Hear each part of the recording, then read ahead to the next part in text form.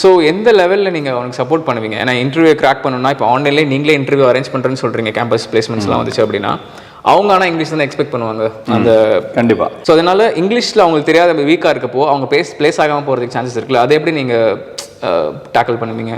Okay, so இது வந்து just I will go back to the history. அதாவது வந்து 2 டைப் ஆஃப் கம்பெனிஸ் இருக்குது. சர்வீஸ் கம்பெனி, ப்ராடக்ட் கம்பெனி இருக்குது. சர்வீஸ் கம்பெனியான டிசிஎஸ், HCL, இன்ஃபோசிஸ் அவங்களோட மெஜாரிட்டி ஆஃப் த கிளைண்ட்ஸ் பார்த்தீங்கன்னா யூஎஸ் கிளைண்ட்ஸ். அங்கே வந்து English becomes a key thing.